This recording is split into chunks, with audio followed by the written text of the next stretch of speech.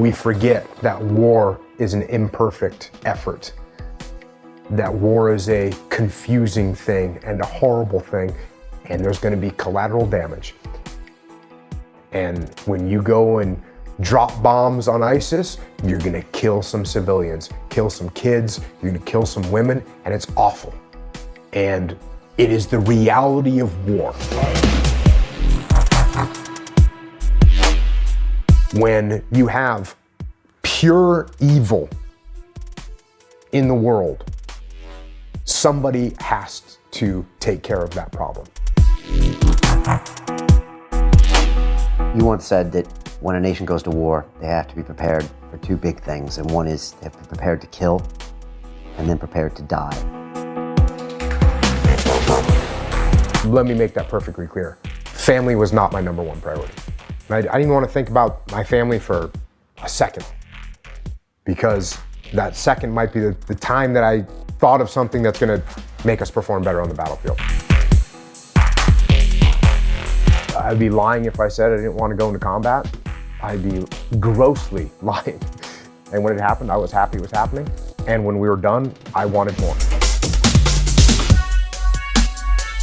The biggest challenge in combat is leadership. And leadership is dealing with other people and trying to figure out what's making them work or where the friction is in the team. So when you're working with a business, it's the same thing. Don't talk to me about, oh, well, it was easy for you because you had these highly trained, highly disciplined Terminator robots that work for you. Not true. In fact, the opposite. I had a bunch of hard-headed, very determined, thick-skulled guys that I had to get them to do what I wanted them to do. Because if you push your guys too hard in combat, they're gonna break. Sometimes I went a little far and said, ooh, wow, I just saw the look on that guy's face. He needs a rest. And I should have recognized that earlier. And you know, you make mistakes. People want to own their own destiny. They want to be in charge of what's happening. They want to take ownership. They want to create the plan. That's how they want to go through life. They want to be treated like a human. Say Trump got elected and he calls you up and says, Jocko, we'd like you to go back in and we're actually going to take care of this time. Do you have any interest in that scenario? Yeah, I'd do that. You would do that? Absolutely.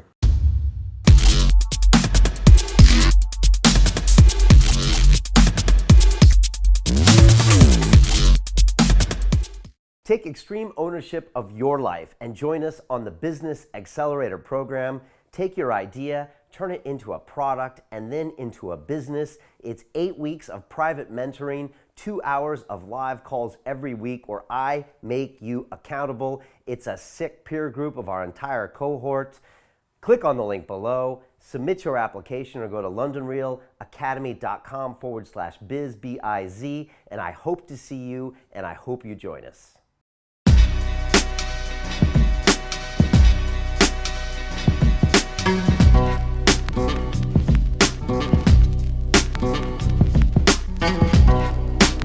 London Real, sponsored by Bulletproof.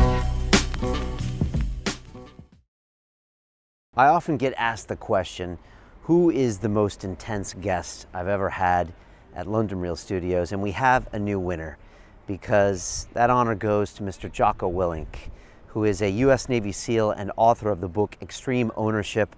Jocko has an incredible past, which includes commanding Team Unit Bruiser in the 2006 Battle of Ramadi in Iraq. He then went back and ran all of the West Coast Navy SEAL training operations, retired, and now he consults with businesses about how they can take extreme ownership of everything they do. And Jocko is a black belt in Brazilian Jiu-Jitsu, and he is a very intimidating guy. He describes himself as looking like a serial killer. I'd say that's fairly accurate. And I was really affected by Jocko, really more after the episode, because I went through and read his entire book, and I've now listened to quite a few of his podcasts. And it's just fascinating to me what we can learn from the military about managing businesses and managing people. And as Jocko said, most people think that he's got an easy job in the military because he's surrounded by a bunch of Terminator robots that do whatever he says. And he says, no, that's not true. He has to convince people, cajole, manage, manipulate them to do what he wants to do. And that's what any effective leader does. And there are so many lessons to be learned here. And I think so many misconceptions about what the military is and the military isn't that Jocko opens up and talks about. And we covered pretty much everything on this episode as far as what it was like for him to initially go into Iraq and what he learned at the very, very difficult times in the Battle of Ramadi. And if you're not familiar with it, he was ordered to take Iraqi soldiers with him on missions that sometimes didn't even know how to count, let alone their loyalties were questionable, and sometimes they couldn't even speak the same language. And a lot of the lessons that he learned, which are lessons that I am now putting into practice at London Real, which includes decentralizing command, prioritize and execute, leading up the chain of command, leading down the chain of command. There are so many lessons to be learned from Jocko here, and I think it's really only a matter of time until his practices are used so many different places in the world. So it was a real pleasure to be around him. I don't think they make them like Jocko anymore. And I think he is probably one of the best at what he does and what he's seen. So strap in for a lot of fascinating life lessons, and I really hope you enjoy this episode. A lot of people have asked me about London Real, and you know, what we do is more than just interviews that go out on YouTube and iTunes. We actually have an entire academy of over 1,000 people worldwide that connect with each other and push each other to be the best versions of ourselves, to upgrade our peer groups and to go for our goals. We have summit meetings where hundreds of us meet up here in London and around the world and really get to know each other and make these core relationships that will last a lifetime. And a lot of people ask me more about it, and here's a few scenes from behind the cameras.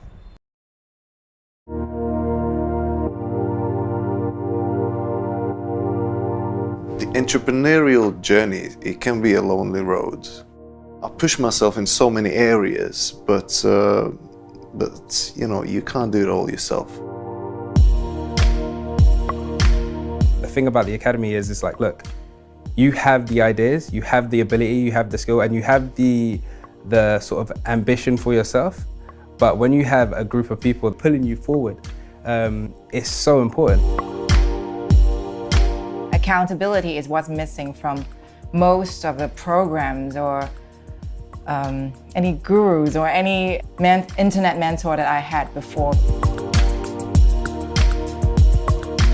I wanted to get some accountability. I wanted to make myself accountable to a group, to you.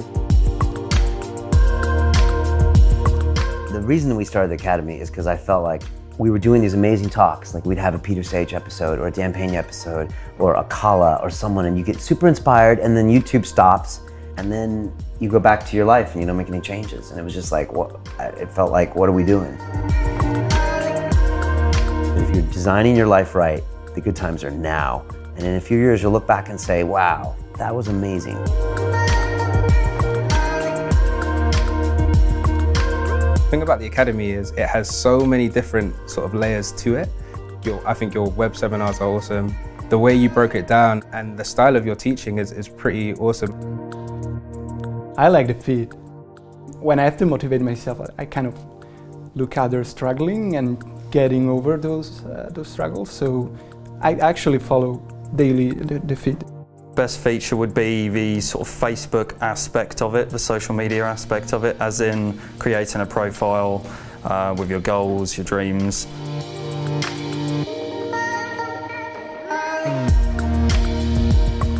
Everyone's on the same vibe, and we may be at different stages in our journeys, but everyone's on the same page at the end of the day. Everyone's really trying to push themselves and building the best you. It really resonates with me.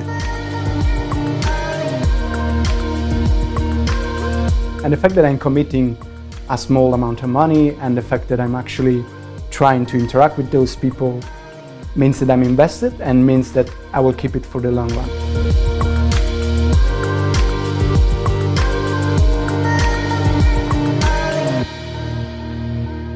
You have to be serious about yourself and what you want to achieve. And if you're serious about yourself, this is going to be such a fantastic platform.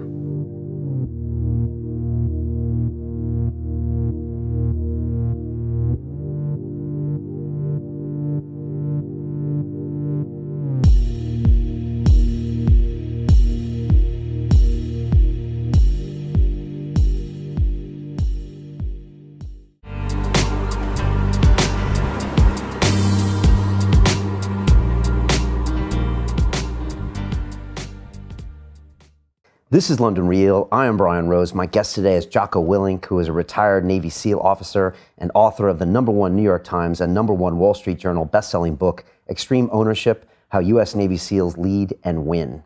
You spent 20 years in the Navy SEALs, where you rose to become the commander of Task Unit Bruiser, the most highly decorated special operations unit of the Iraq War, where you were awarded both the Silver and Bronze Star. Afterward, you returned home to become the officer in charge of training for all West Coast SEAL teams. In 2010, you retired from the Navy and launched Echelon Front, where you teach the leadership principles you learned on the battlefield to help companies lead and win. You're also a black belt in Brazilian Jiu-Jitsu and an avid surfer. Jocko, welcome to London Real.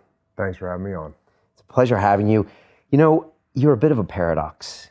When I look at your Twitter profile, it says leader, follower, reader, writer, speaker, listener, student, teacher. It says discipline equals freedom. On one hand, you had one of the most alpha roles imaginable as the commander of Task Unit Bruiser, and yet you cite humility as the most important quality of a leader. You say drop the ego, exercise humility, work as a team. I was wondering, do you ever find yourself trying to explain these two sides of your personality when people meet you? Well, I always talk about the dichotomy of leadership. It's something I talk about all the time, and there's a dichotomy really with everything in life. There's a dichotomy.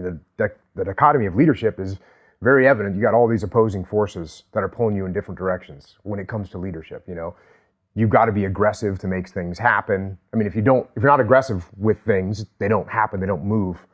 And at the same time, if you're overly aggressive, you can, number one, you can put yourself in a bad situation. You can run to your death. Even with your team, if you're over aggressive with your team, all of a sudden you're overbearing and they're not wanting to give you any feedback because you're going to beat them up. So there's a dichotomy of everything. And, you know, that's one of the reasons why that's my little Twitter, what is that called? Profile? I think so, yeah. So that's why, you know, it's like, yeah, I am a student because I'm always looking to learn. But at the same time, I know I'm teaching people things.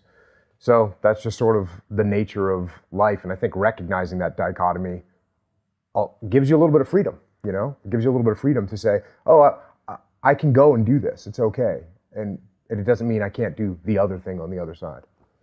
And I think I've heard you say that sometimes you're in the situation in your head, and then sometimes you're constantly stepping out and saying, observing yourself and observing the situation, not from, say, Jocko's perspective, but from, say, another perspective, and then coming back into your head.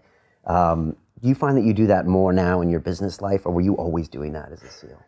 Like I said, I mean, I learned that being a SEAL, because if you get caught up in that chaos, you're not going to be able to make the right decisions. And so you have to be able to detach.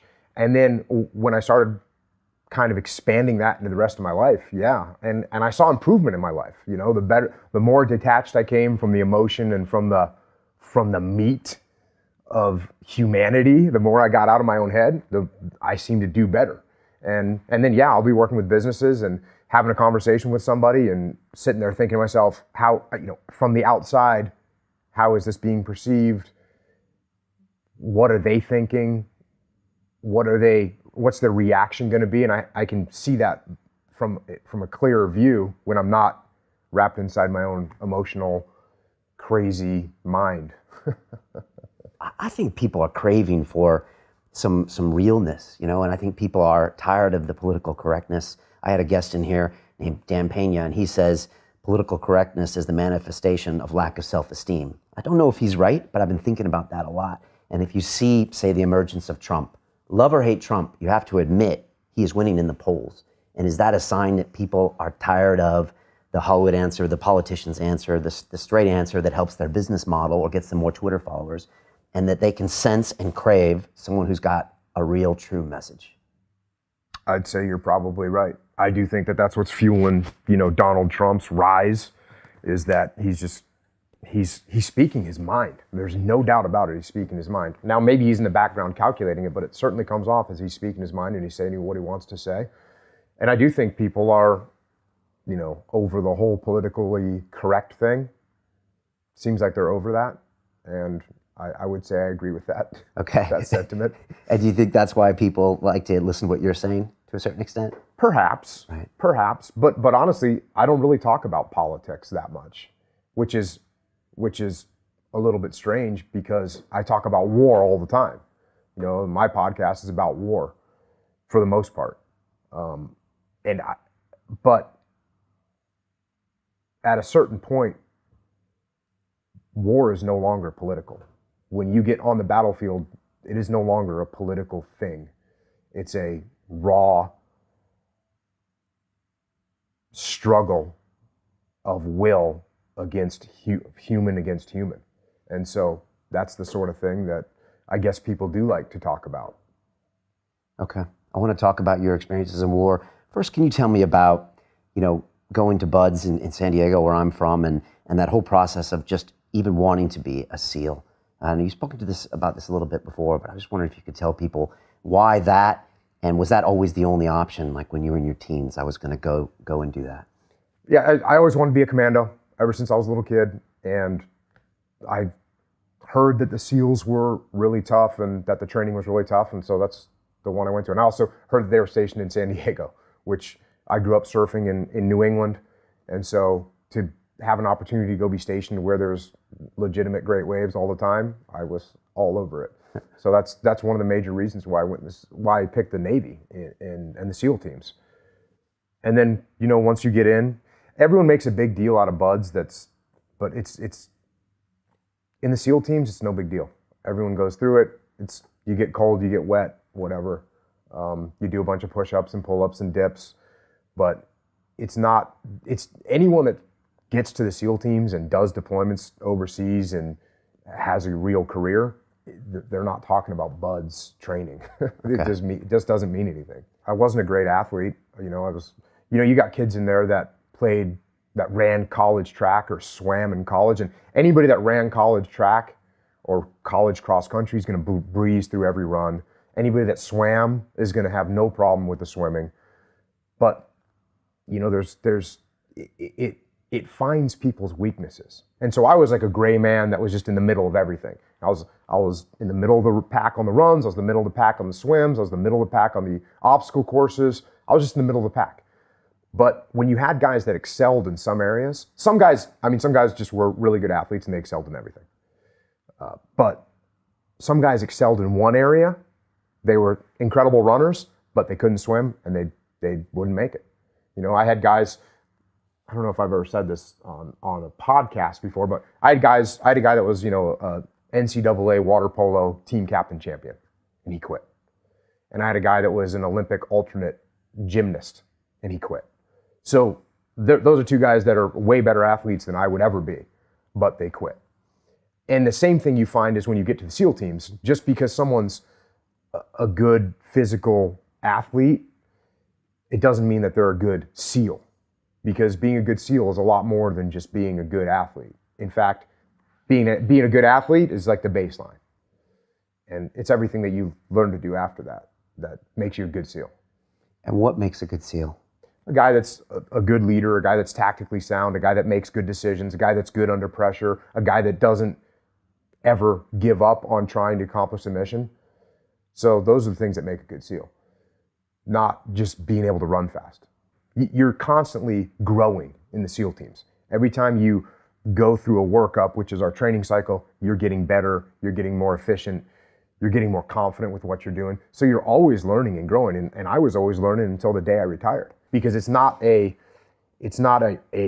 boom, this happened and everything changed. It's a constant addition of skill set and repetition of situations where you become competent at your job.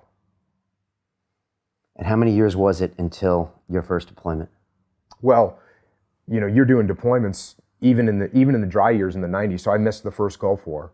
So when I first got to a SEAL team, we would deploy overseas, but we would deploy to train other countries and do exercises overseas. So I was doing that my whole life. And then my first combat deployment to Iraq was in 2003. And in fact, here's a good story. So one of my platoon commanders, this is when we got to Ramadi, one of the platoon commanders went out with about 8 of his guys or 7 of his guys. They went out accompanying a Army unit. The Army unit that is actually an Iraqi and an Army unit. The Iraqi Army unit that they were with had a very experienced U.S. Army guy that was going with them. That was their co-leader, right? So they had an American co-leader to help this Iraqi unit. And this guy had been in Ramadi, which was the worst city in Iraq. He'd been there for, 6 months, fighting in urban combat. And he was a reservist, and his civilian job, he was a cop. So the guy is a legit guy that's seen a lot of stuff and been in sustained combat, both in America and in Iraq. So they all got on this patrol. They get into a firefight. The platoon commander hunkers down behind a wall. There's rounds hitting the wall, and he's down there with this major. And he looks at the major and says, "Hey, sir, I can take my guys over. We'll get on some high ground. We'll flank him and kill him." The major's like, "Okay, go do it." So platoon commander gets down, crawls out, musters up the guys. They maneuver down a half a block, get up on a building. They flank the enemy. They kill them, drive them away, and come back. Yep. Mission's over. Come back to base. And I'm actually there. I met him at the gate when they came back from the op. And the major, and again, this guy has all kinds of experience, and this was the first real op that this platoon commander had run and been in a firefight on. So they come back, and the major says to him, "Hey, Captain." He says Captain because the rank structure in the Navy is different from the Army, so he thought he was a captain when he was really a lieutenant. He says, "Hey, Captain, you did awesome out there. You must have been in a lot of urban combat." And the lieutenant, the platoon commander, looks at him and says, "Actually, sir, that was my first firefight." So the training that we get, the preparation that we do is very sufficient to prepare you for that. Now, all that being said, when you're in combat, now there's a possibility that you can die, you can get severely wounded. From my perspective, I was never worried about that because didn't care. The thing that you're worried about from a leadership position is you're worried about your guys. You're worried about one of your guys getting hurt. You're worried about one of your guys getting killed. And that just completely trumps every other emotion that you have. You're seeing your guys and you're looking and you're saying, okay, is this guy doing the right thing? Pull this guy over there. There's a threat over there. How do we handle that? That's what's on your mind. The fear of getting shot or killed is not on your mind when you're in the moment. It'll build up when you're waiting to go out. There's times you're waiting to go out and you're like thinking to yourself, okay, there's a lot of bad things going on out there and some of them could happen to me. But I think at some point you realize that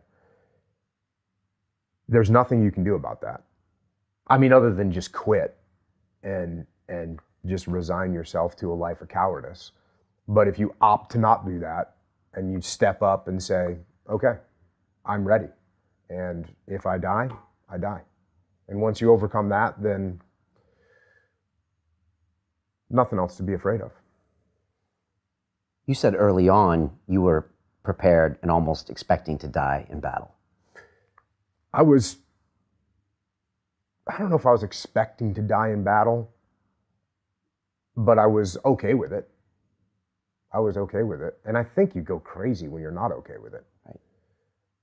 I think it just, you gotta realize that if it happens, it's gonna happen. I want to talk about Ramadi, but I want to contrast it with your first tour in Iraq. 2003, you've been kind of waiting 13 years, you've been preparing, wanting a combat situation. I'm guessing, if you prepare this for your whole life, I'm guessing you really want to do that. What's it like when it comes? Yeah. I'd be lying if I said I didn't want to go into combat. I'd be grossly lying. I always wanted to go into combat since I was a little kid. And when it happened, I was happy it was happening. And when we were done, I wanted more. And I think you've described it as you were kind of, I think you described it as Baghdad SWAT at one point. You You were out gunning everybody. You were coming in, doing the business, some resistance, but you were very dominant at the time. Yeah, we dominated. Yeah. 6 months you're in, you go back after 6 months. Had things quieted down? Like, did you feel like, I wish I would have stayed, or had a lot of the action and stuff happening finished and you were like, okay? Well, we came back thinking that we had a great deployment because we did a lot of operations, killed a significant amount of bad guys. So that felt like, hey, we did our job. But what happened at the end of, actually middle of 2004, it was happening as we left, but you started to hear a different word over there, and that was insurgency. And what that meant was this was no longer just former Saddam thugs or criminal elements that were out there just trying to cause problems and make money and do bad things. All of a sudden you had the insurgency is organized, and they started to conduct organized operations against American forces. And that was, so now I was home and things started to get worse and worse and worse. And so I knew when I was going back, it was going to be a different story. Were you pretty sure you were going to go back when you got home in 2004? Oh yeah, absolutely. Okay, yeah. So the more information that you get about what's going on over there, you probably prepare specifically for that when you're back in the States. We do. And that being said, we always prepare a broad skill set. You know, even though it's in the middle of the desert, we still do water work. Even though we're mostly using vehicles, we're still jumping out of airplanes and fast roping out of helicopters. So we maintain the well-rounded skill set, even if because you never know for sure. Even if we strongly believe that we're going to be going to one area, we're ready for anything. And those live action drills are jumping out of helicopters, live fire stuff. I think you've talked about it where if you're using paint guns, if you do get killed, your unit has to carry you back. I mean, it's really, you're putting a lot of taxation on your fellow man when you do these drills, and these things can last a long time. Well, yeah, the training operations, just depending on what type of mission it is. But the type that you're talking about where you're carrying a downed man out of the desert, you might be carrying him for 5 or 6 kilometers. It's not fun. Okay. And with the paint guns and all the gear, does it do a very good job of simulating pieces? I mean, without that, would it change the actual combat situation? The best thing about it is you can fight against other humans. And if you compare it to martial arts, it's like in the 60s or 70s when martial arts was theoretical. And it was, well, if I would have hit you there, it would have caused you to do this, and therefore I would have beat you in a fight. And as we found out with the UFC coming out and saying, okay, the first UFCs were awesome, where it's just style against style, no time limit, no rules. It doesn't get any better than that. And that's when we figured out what worked and what didn't work. And so with the simunition, you found out, again, you're allowed to fight against another human. Because prior to that, if you only have live fire, you're just shooting against paper targets. Paper targets don't shoot back, number one. Number two, they don't move. So what makes combat, I mean, the crux of combat is maneuver. Being able to move. And the way you do that is fire and move, cover and move. So one element is shooting and keeping the enemy's head down while the other element maneuvers. That's what combat is. That's the basis of combat, is cover and move or fire and maneuver. And so when you take away the ability of the enemy to maneuver because they're made of paper, well, then you're not really challenging yourself. So once we had simunition or paintball or laser tag or whatever mechanism we used, where the enemy could now maneuver on us, the enemy being other SEALs that were role-playing as enemy, well, now the challenge was that much greater, and we got to figure out what worked, and we got to be that much more prepared for the combat situations. And you're using those laser tag guns that can shoot out to a couple hundred meters. Right. And you got GPSs on everybody. Yep. So you can go back and analyze this whole thing on a Google map and really see what's working, what's not working. That's what it is. Will you feel like you were really climbing a steep learning curve when you were doing that? And you were like, okay, this is really going to pay off when we get into battle? Really, the mechanism of the really good laser tag came after I got back from Ramadi.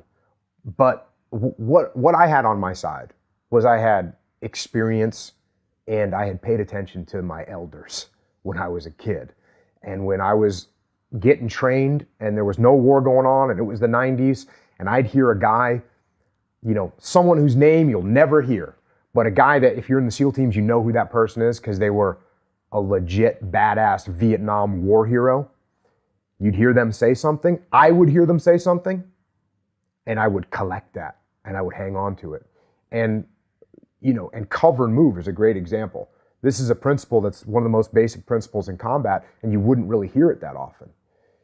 And when I first heard an old badass Vietnam SEAL explain that, very briefly, didn't make a big deal out of it, but it just stuck. And that was the main principle that keeps people alive on the battlefield, is cover and move. So that's what prepared me, was that experience of growing up with listening to my elders, and then luckily having deployments where they weren't that bad, and when I came back I could drill guys and push them hard and prepare them. And so that's what it was. It was really just the experience and the listening to the elders and paying attention. The SEAL team doctrine wasn't written down anywhere. It was all word of mouth and passed down from generation to generation that way. And making sure that you're not being cocky, making sure that you don't have the attitude that you talked about earlier of, we're always going to be better than the enemy. We're always going to win, because you're not always going to win. And especially if you think you're always going to win, then you're not going to prepare that the way you should. You're not going to give everything you can to your training to making sure that you are prepared for that moment when it comes. And it might come once on a deployment, it might not come on a deployment, and it might come on a daily basis. Will that always be an issue with the military, as far as the knowledge base will kind of taper out in between conflicts and come back? Or is there a way to preserve it now through video, through highly documenting things? Or will we always have that lag? Unfortunately, when there's peace, there's no longer a focus on war. And so people easily forget that should be the priority. We changed the Department of War to the Department of Defense. It used to be the Department of War. So when that's the attitude, of course you're going to lose it, because the focus very quickly turns from war fighting to whatever else, administration. And so I think you're always going to lose some of the knowledge in between wars. So it's 2004, 2005. You're starting to hear back that things are really changing in Iraq. And I'm guessing you're already starting to prepare for a second deployment out there. And I just wanted to ask, this organization that happened, and I want to hear more what it was like that first week in Ramadi, that they started doing, was that something that they had been planning for years, or was it just a natural progression of what happened, when we first went in and them doing the regrouping? No, it was because the folks that were regrouping, that were organizing the regrouping, were not Iraqis. They were foreigners. They were Al-Qaeda coming in from other areas, from Syria, from all over. They were coming in there, they were starting to organize, they had the financial backing. So that was who was organizing it. It wasn't the Iraqi people. The Iraqi people were happy to be rid of Saddam and looking forward to living in some kind of a peaceful society. And then in come the insurgents and the extremists and the terrorists who have their own plans. Is it more about money than it is about religious freedom or a jihad? Is it really, are these guys gangsters just running numbers in a money rocket in the end of the day? Or is there a lot of blurred lines as to why people are fighting? It's both. It's both. They are definitely power hungry. They're money hungry and power hungry. And I guess you could say that roots back to they want money so they can fuel their viewpoints, but it's all combined.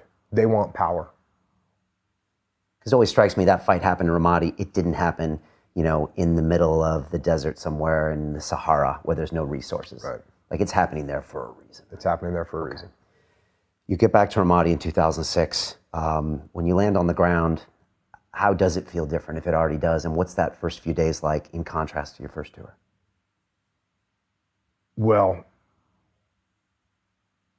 almost immediately we're going to memorial services for Army guys, Marines that are killed, which, was a rude awakening. So That's the welcome to Ramadi. The welcome to Ramadi is, you know, you're going to go and pay your respects to some guys that were just killed. And there's firefights in the city. So we're just across the river from the city. There's firefights in the city all day. There's firefights in the city all night. We're on the rooftop of our building. You can sit there and watch tracer fire go back and forth. We're shot at from, you know, across the riverbank. There's, yeah, it was legit. It was legit combat. It was a legit bad scenario with sustained combat operations. How do you lead your men through that when you know they're dealing with not only the funerals, which definitely take a psychological toll, but then even that just constant firefighting over there? I mean, do you have to switch up your gear and think, okay, I got to lead stronger or maybe a little easier in certain scenarios? Are you changing a little Yes, bit? you do have to modulate your leadership. And you have to do that if you're in the business world. You have to do that if you're leading any kind of team. You've got to modulate, and you got to recognize when your guys need to be pushed and when your guys need to be not pushed and given a rest. So you're constantly doing that, regardless of what kind of team you're leading. And in combat, like, you know, I say all the time, it's amplified, because if you push your guys too hard in combat, they're going to break. You know, whereas in business, oh, maybe they make errors on something, or maybe they do snap. I mean, it does happen in the business world where people like can't take it anymore. But in combat, it'll happen very quickly. And so, you know, you're constantly modulating and taking measure of where your guys are at. And, you know, sometimes I didn't do a great job of that. Sometimes I went a little far and said, ooh, wow, I just saw the look on that guy's face. He needs a rest. And I should have recognized that earlier. And, you know, you make mistakes, no doubt. Those first few weeks in Ramadi, what are you assessing? What are you deciding that you have to do differently? And what are you as a unit? I know there's a lot of other units there. What are you deciding you need to do, you know, very differently than the previous tour? Well, one of the biggest things was the strategy. The strategy while I was there on my first deployment, and the strategy throughout the beginning of the Iraq War, all the way up until 2006, was to go out and capture or kill the bad guys. You know, you find out where these insurgents are, you find out where these terrorists are, go out, capture and kill them. So that was the strategy. And the thought was, and it's a very common thought, and it's one of those sentences that makes so much sense that everyone believes it. And that is, if you cut off the head of the snake dies, right? That's a common thought and statement, because it's true, right? If I cut off the head of the snake dies. So the thought was, if we can cut off the head of the snake, meaning the leadership of the insurgents, then the snake will die, the insurgents will die. And it's just not true. It's just not true. And there was a group of US military people that knew this. And General Petraeus was one of them, who wrote the counterinsurgency manual, along with a core group of really, I don't know if they take this as an insult. I take it as an insult. They probably don't, but intellectuals. Guys that were intellectuals, guys that were smart. H.R. McMaster, General Petraeus, a guy that I ended up working for, Colonel Sean McFarland.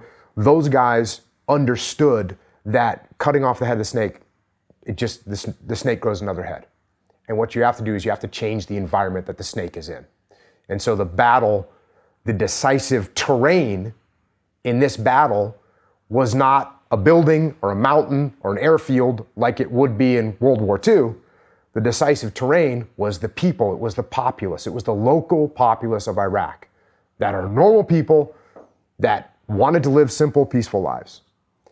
So they recognized that, and they brought in a new strategy, which was, hey, look, we're going to continue to do those operations, because part of counterinsurgency is to go out and still capture and kill bad guys, of course.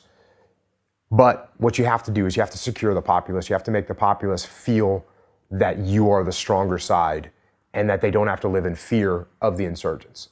And so that strategy was called Seize, Clear, Hold, and Build. And when the 1-1 AD, which was the large brigade of soldiers and Marines that came in and took over Ramadi from the last unit that was there. So when we arrived in Ramadi, it was a reservist unit, and they were awesome guys, the 228 out of Pennsylvania. And if you don't know what a reservist is, in England, it's the TA. It's people that are plumbers and physicians and drivers and normal teachers, just civilians that they do whatever it is, 1 weekend a month and 2 weeks in the summer. But all of a sudden they get called up, their number gets pulled, and there they are, they're in Ramadi. They were there for 14 months. They fought heroically, did an amazing job. And by the time we got there, they were battle-hardened warriors. But it was their turn to go home. So in to take their place was this armored brigade called the 11AD, the Ready First Armored Brigade, the 1st Brigade of the 1st Armored Division.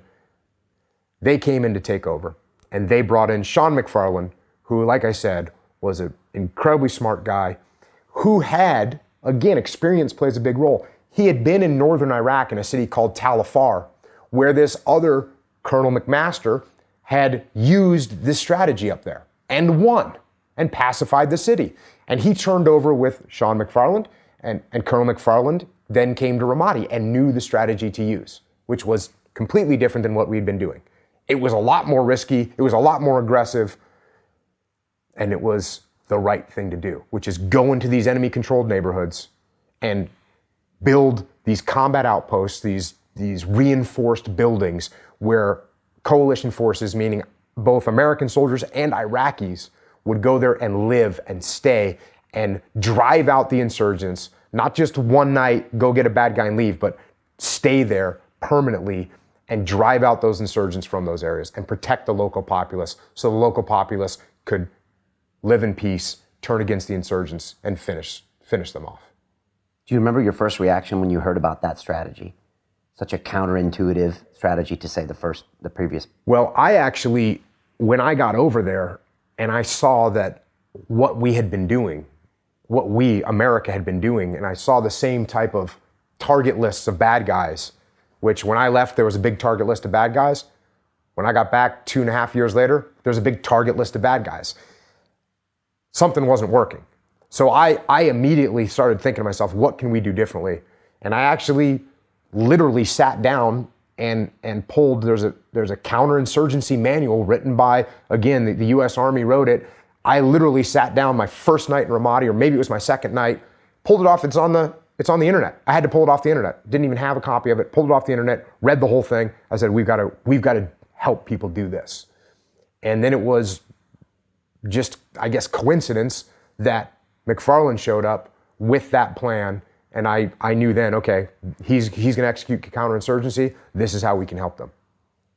And is the crux of that strategy that you go into the local population and you show them that you are here to stay? Absolutely. And is it encourage them to a certain extent to separate from those, those terrorist elements there? It does. Okay. So if you're in America, if you're in a gang-ridden part of town, you're not listening to what the cops say. You're listening to what the gang says. They tell you to do something, you're going to do it. Otherwise, they come in, break in your house, and kill you. That's what the insurgents did. So the local populace, it was pretty much passive support, meaning, look, we just don't want you to kill us. So go ahead. You want to use my building to launch mortars? Use my building to launch mortars. You want to take some of our bread? Take the bread. Just don't kill us. But they were living in fear. And because when they did step out of line, guess what? They were getting brutally murdered. They were getting tortured. They were getting raped. It was awful. So they didn't want it, but they had no choice. They didn't have the strength to stand up against the insurgents. Well, guess who does? We do. And so when we went into those neighborhoods and said, listen, we're not going away. We're staying right there. We'll be back here tomorrow to help you. We'll be back here the day after that to help you again. You need water, you need food, you need medical attention. That's what we're here to do. We're here to help. And when they realized that, that's when they switched to our side. And I say switched, it wasn't that they were on the insurgent side, but they were providing passive support because they were living in so much fear. But as soon as they realized that we were the stronger tribe, then they said, you know what? Thank you. Thank you. By the way, there's a bad guy that's staying in a building 4 doors down. Go get him. We can take care of that. And that's 99% of the people in that city? Is it that skewed of people that just want to live their life, that don't want to be terrorized? It's a vast majority of the people. When you'd go into their house, especially after we had established ourselves, when we'd go into their houses, they would, give you the smile. The kids would talk to you. They'd be talking with the Iraqi soldiers. Yeah, absolute majority. And this is something that it's very hard to get this through the media because You know, when's the last time you saw a news story on, you know, on an American cable news company or cable news program of an American family going to the store to go grocery shopping? Have you ever seen that? No. No, because it's not news. But when you see people rioting in the streets, of course you see that, because that's. To watch the rest of this fascinating interview, click on the link below and go to londonreelacademy.com. There you can sign in with your social media login and watch the rest of the episode for free, along with all of our episodes on London Real, my webinars, and all of our premium content, all located over at londonreelacademy.com. So click on the link below, you'll be directed there, and you can watch the rest of this fascinating interview, and I'll see you there. And that's what they wanted. And so really when we pulled out completely, it didn't take